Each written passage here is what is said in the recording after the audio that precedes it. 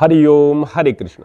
यदि आपकी याददाश्त कमजोर है और आप अपने आसपास लोगों से अपनी तुलना करते रहते हो, आप उन्हें अपने से आगे पाते हो, तो कुछ दिनों में आपके मस्तिष्क में यह बात बैठने लगती है कि आपका दिमाग कमजोर है। ऐसे में वास्तव में आपकी क्रिया क्षमता बहुत ज्यादा घटने लगती है। एक तो यह है कि आपकी याददाश्त कमजोर थी, दूसरे यह है कि आपके मन ने स्वीकार कर लिया कि आपकी बुद्धि कम है। समाज में भी अक्सर ऐसा माना जाता है कि जिस व्यक्ति की याददाश्त बहुत अच्छी है वो व्यक्ति बहुत होशियार हुआ करता है, लेकिन तकनीकी तौर पर ऐसा बिल्कुल नहीं हो सकता है कि एक बहुत होशियार व्यक्ति की, बुद्धिमान व्यक्ति की याददाश्त कमजोर हो, और ऐसा भी हो सकता है कि एक व्यक्ति की याददाश्त बहुत अच्छी है लेकिन वह बौद्धिक स्तर पर बहुत पिछड़ा हुआ व्यक्ति है, बहुत बुद्धिमान नहीं है। याददाश्त को अभ्यास से और आदतों से बढ़ाया जा सकता है, बेहतर किया जा सकता है। याददाश्त को बेहतर करने के लिए जिस चीज की आवश्यकता होती है वह है एकाग्रता, जो कि हमारा आज का विषय है। याददाश्त पर हमारी अन्य वीडियो है जिसको हम इंड स्क्रीन पर भी लगा देंगे और डिस्क्रिप्शन में भी उसका लिंक दे देंगे। लेकिन आप एकाग्रता के विषय में समझें। याददाश्त, उसकी आवश्यकता हमें पड़ती है कोई चीज याद रखने में, कोई हमें कहीं पर चीज हमने रख दी है उसको याद रखने में, कुछ पढ़ा हुआ, कुछ याद किया हुआ जिसको हमने याद रखने के लिए दिमाग में अच्छी तरीके से बैठाया था, लंबे समय तक उसकी स्मृति हमारे मस्तिष्क में बनी रहे, इस तरह से याददाश्त की आवश्यकता पड़ती है। लेकिन एकाग्रता की उससे भी ज्यादा आवश्यकता पड़ती है।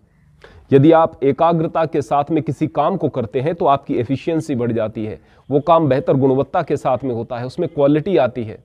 यदि आप एकाग्र नहीं रह पाते तो आप भक्ति में भी बैठे, वास्तव में आप अच्छे हैं, वास्तव में आप परमात्मा से जुड़ना चाहते हैं, लेकिन मन एकाग्र नहीं रहता, मन बहुत चंचल है, इधर उधर भागता है। जब भी आप इसको एकाग्र करने की कोशिश करते हैं यह एक स्थान पर टिकता नहीं है, इधर उधर भागता है, तो फिर आप परेशान हो जाते हैं, क्योंकि इस एकाग्रता की कमी ने आपकी टोटल जो क्रिया क्षमता है, आपकी एफिशिएंसी है, आपकी योग्यता जो है उसको ढक लिया है। अब यह जो हमारी एकाग्रता है यह कम क्यों हो जाती है, इसको हम बेहतर कैसे बनाएं? सबसे पहले हम समझें कि इस हमारी एकाग्रता को कम करने वाले प्रमुख कारक क्या हैं। वो 5 चीजें प्रमुख रूप से हैं जिनकी वजह से हमारी याददाश्त कमतर हो जाती है। जो इसमें पहले स्थान पर आती है वह है लापरवाही। अगर आपके जीवन में आपने लापरवाही को ज्यादा स्थान दे दिया है, बचपन से ही आदत बन जाती है लापरवाही की।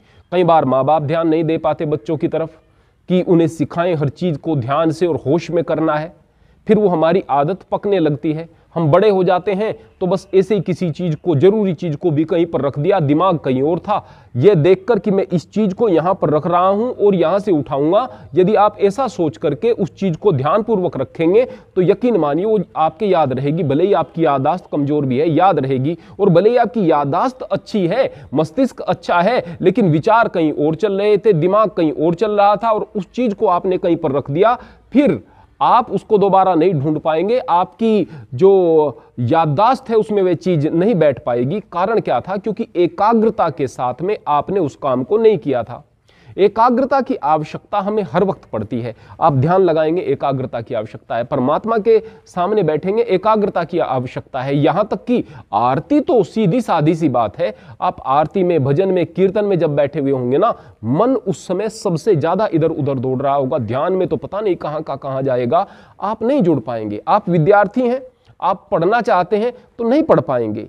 एक ऐसा व्यक्ति जिसमें एकाग्रता की कमी है, वो व्यक्ति वास्तव में एक लंबे मैसेज को नहीं पढ़ पाता। किताब तो वह क्या पढ़ पाएगा, कोई बड़ी किताब नहीं पढ़ पाएगा। आज की तारीख में एकाग्रता की बहुत ज्यादा कमी आ रही है लोगों में। उसका मुख्य कारण क्या है?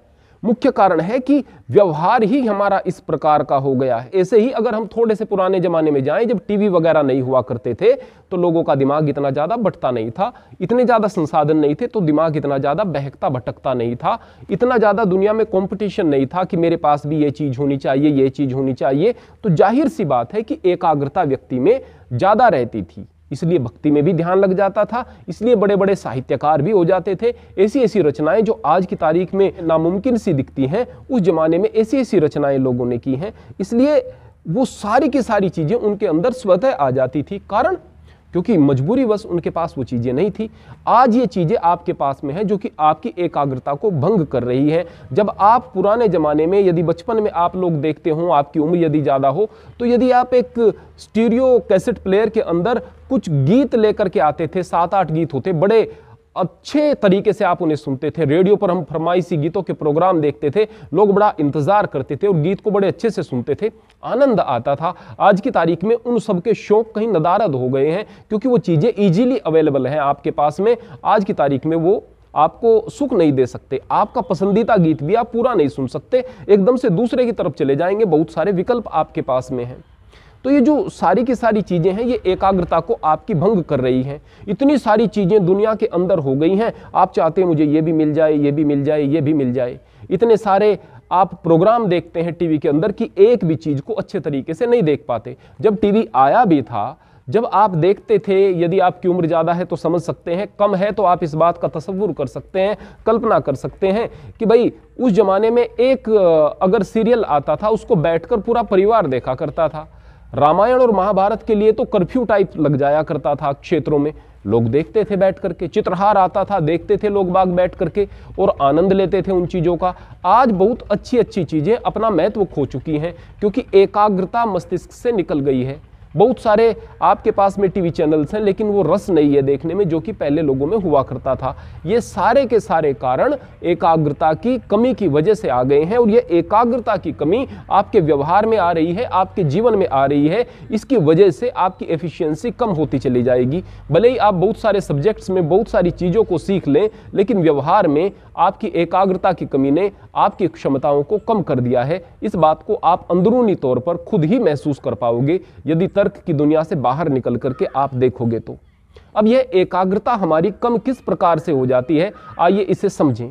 इसके 5 प्रमुख कारण हुआ करते हैं। इसका जो पहला कारण है वह है लापरवाही।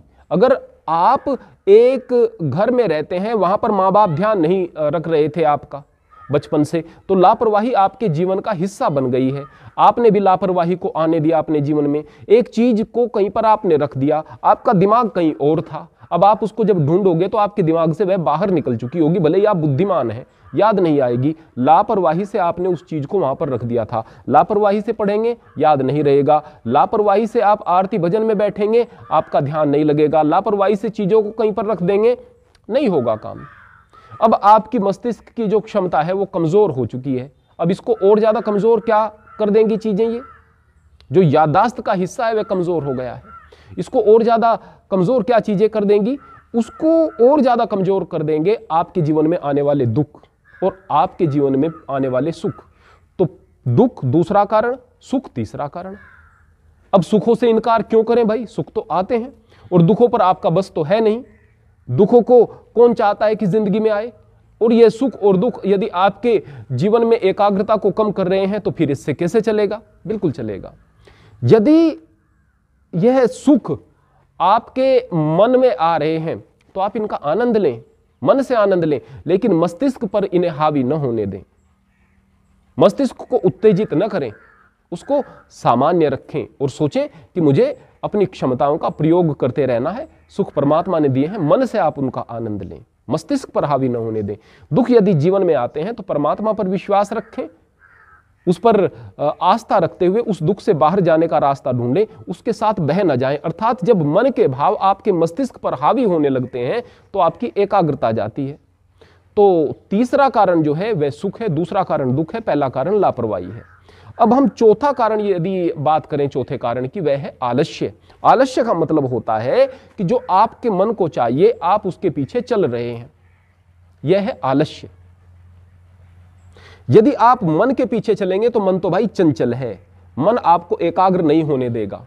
तो जाहिर सी बात है मन के पीछे न चले, मस्तिष्क के पीछे चलें। आलस्य से कैसे बचा जाता है इसको भी हमने अपनी एक वीडियो में बताया है, हम इंड स्क्रीन पर भी लगाएंगे, डिस्क्रिप्शन में लिंक देंगे, यदि आपको देखना है तो आप देख सकते हैं।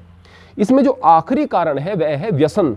हमारे बच्चे, हम उनको ऐसे ही कि भाई ये शरारत कर रहे हैं, इनको हम टीवी के सामने बैठा देते हैं या उनको मोबाइल दे देते हैं, तो ये टीवी और मोबाइल वर्तमान समय में ये तो बहुत ज़्यादा बच्चों के लिए नुकसानदायक हो रहे हैं और वास्तव में बड़ों के लिए भी नुकसानदायक हो रहे हैं। आप लोग किसी चीज़ को भी पूरा नहीं देख सकते हैं, आप इसी तरह से स्क्रॉल करते चले जाएंगे और देखते चले जाएंगे, आगे कुछ भी पूरा नहीं देखेंगे। आपका मस्तिष्क थोड़ी देर में परेशानी से, अजीब अजीब प्रकार की बेचैनी से भर चुका होगा, बहुत सारा काम रेडिएशन भी कर चुकी होगी। अब मेरी कोशिश है कि मैं इस वीडियो में भी ज़्यादा चीज़ें जल्दी जल्दी बता दूं, क्योंकि मुझे पता है कि आपके मस्तिष्क में एकाग्रता की कमी है, आप इसको पूरा बड़ी मुश्किल से देख पाएंगे। अब मैं आपको बताता हूं कि वो 5 अभ्यास कौन से हैं जिनको करके आप अपनी एकाग्रता को बढ़ा सकते हैं। पहले नंबर पर जो अभ्यास आता है, आप एक दर्पण के सामने बैठ जाएं। दर्पण आपकी आंखों से 2.5 से 3 फुट की दूरी पर रखा हुआ हो तो ज़्यादा बेहतर, अधिकतम 4 फुट की दूरी पर रख सकते हैं और कम से कम आप 2-2.5 फुट की दूरी पर आप उसे रखें। उसमें अपने चेहरे को देखें, आंखों की पुतलियों को देखें, उन आंखों की पुतलियों पर अपने ध्यान को केंद्रित करें, लगातार केंद्रित करें, उनको देखते रहें, अपलक देखते रहें, पलक न झपकें। आंखों से पानी आने लग जाए तो आप उस पानी को पोंछ सकते हैं। फिर से इस प्रक्रिया की शुरुआत करें। प्रत्येक दिन यदि आप 10 मिनट का ऐसा अभ्यास कर लेंगे तो बहुत बेहतर है, वरना आप 2 या 3 मिनट भी कर सकते हैं, वह तो कम से कम जरूरी है ही। दूसरा जो अभ्यास होता है कि आप 100 से लेकर के 1 तक की गिनती को उल्टे क्रम में पढ़ना शुरू कर दें। तीव्रता के साथ जितना भी आप पढ़ सकते हैं उतना तीव्रता के साथ में पढ़ने का अभ्यास करते चले जाएं। अर्थात 100, 99, 98, 97, 96, 95 इस तरह से आप इनको पढ़ना शुरू करें, 1 तक पढ़ें। इस अभ्यास को तीव्रता से करने का अभ्यास करें। जब यह अभ्यास आपका पक्का हो जाए तो 1000 से लेकर के 1 तक की इस तरह से गिनती को उल्टे क्रम में पढ़ें। यदि आप 1000 से लेकर 1 तक की गिनती को उल्टे क्रम में पढ़ने में सफल हो जाते हैं 10 मिनट के अंदर, जो कि बहुत ज़्यादा बड़ी बात नहीं है, तो समझिए कि आपकी एकाग्रता बढ़ने लगी है। एकाग्रता के लिए यह सबसे महत्वपूर्ण एक्सरसाइजेज में से एक है। यदि 10 मिनट इसके लिए आप दे देंगे तो वास्तव में आप आश्चर्यजनक परिवर्तन पाएंगे। इसमें तीसरे नंबर पर आता है कि आप लोग प्राणायाम करें। प्राणायाम के लिए ना आपको कोई मैं कपालभाति बता रहा हूं, न भस्त्रिका बता रहा हूं, न उज्जयी बता रहा हूं, न अनुलोम विलोम, कोई विशेष नहीं बता रहा हूं। आप सीधे शांत मन करके सुबह के समय बैठ जाइएगा और गहरे सांस लीजिएगा। गहरे सांस अंदर, गहरे सांस बाहर, गहरे सांस अंदर, गहरे सांस बाहर। ऐसा आप 3 मिनट से शुरू करके 10 मिनट तक करें और इसी प्रकार से आप शाम को करें। इस प्रकार से जब आप अपने शरीर के अंदर ऑक्सीजन के लेवल को बढ़ा लेंगे, आपके मन के अंदर प्रफुल्लता और चुस्ती आएगी, उस वक्त आपकी एकाग्रता का लेवल बढ़ना शुरू हो जाएगा। इसके पश्चात चौथे नंबर पर जो अभ्यास आता है वह है बिंदु त्राटक। आप एक स्थान पर बैठ जाइएगा, अपने आंखों की ऊंचाई पर एक दीवार पर एक बिंदु को, जो कि 1 रुपए के सिक्के के जितना बड़ा हो, उसको लगा लीजिएगा, जो मिनिमम आपकी आंखों से 2.5 फुट की दूरी पर और अधिकतम 4 फुट की दूरी पर हो। वैसे 2.5 फुट की दूरी पर या 3 फुट की दूरी पर हो तो ज़्यादा बेहतर। आप सीधा ध्यान उस पर केंद्रित कीजिएगा, अपलक उसकी तरफ देखिएगा। लगातार यदि आप उसकी तरफ देखते रहेंगे, उस पर ध्यान रखेंगे, आपका ध्यान इधर उधर न जाए, इस बात का आप ख्याल रखें, तो थोड़ी सी देर के बाद यदि आंखों से पानी आता है तो उस पानी को आप पोंछ सकते हैं। फिर इस अभ्यास को करें। यदि इस अभ्यास को आप 10 मिनट तक लेकर चले गए, बहुत बड़ी बात हो जाएगी, निश्चय ही आपके लिए लाभकारी है। जब यह अभ्यास आपका थोड़ा पक्का होना शुरू हो जाए, फिर 5वें नंबर का अभ्यास करना है। और वो जो 5वें नंबर का अभ्यास है वह है कि आप एक स्थान पर बैठें, बैठ करके गहरे सांस लें, मन को पवित्र कर लें, इधर उधर के विचारों को मस्तिष्क से बाहर फेंक दें और उसके पश्चात आंख बंद करके शांत मन से बैठ करके आप अपने ध्यान को आंखों के बीच जो भ्रू मध्य स्थान होता है वहां पर एक काल्पनिक बिंदु पर केंद्रित करें। अर्थात ऐसा महसूस करें कि आपकी आंखों के बीच एक काल्पनिक बिंदु है, उस पर आप अपने ध्यान को एकाग्र करें। लगातार उसी पर ध्यान को बनाए रखने का प्रयास करें। आपके मन में इधर उधर के विचार आते हैं तो उन विचारों को भी बाहर निकालें। इसको आप शांभवी मुद्रा नहीं कह सकते, इसको आप आज्ञा चक्र ध्यान नहीं कह सकते, वह एक अलग प्रक्रिया है, यह एक सीधी सीधी प्रक्रिया है। आपने इस ध्यान को अपने भ्रू मध्य पर आंख बंद करके केंद्रित करना है। बस वहां पर काल्पनिक बिंदु पर अपने ध्यान को केंद्रित करना है। जब आप इसमें थोड़ा सा सिद्ध होने लगेंगे, फिर वहां पर आपको प्रकाश दिखाई देना शुरू हो जाएगा। यह आपके इस ध्यान की सफलता है। जब आपकी ऐसी स्थिति आ जाएगी, उसके पश्चात जो भी आप काम करेंगे उसमें आपकी बहुत ज्यादा गुणवत्ता दिखाई देगी, आपके अंदर बहुत सारी क्षमताएं विकसित होने लगेंगी, आपकी एकाग्रता बढ़ चुकी होगी और आपकी याददाश्त अद्वितीय हो चुकी होगी। आप दूसरे लोगों की अपेक्षा हर क्षेत्र में बेहतर कर पाएंगे, चाहे वह पढ़ाई हो, चाहे वह ऑफिस का काम हो, चाहे वह किसी भी प्रकार से लोगों के सामने कैसा भी प्रेजेंटेशन देना हो, कुछ भी काम हो उसको आप बेहतर तरीके से कर पाएंगे, परमात्मा से भी बेहतर तरीके से जुड़ पाएंगे। हरि ओम, हरे कृष्ण।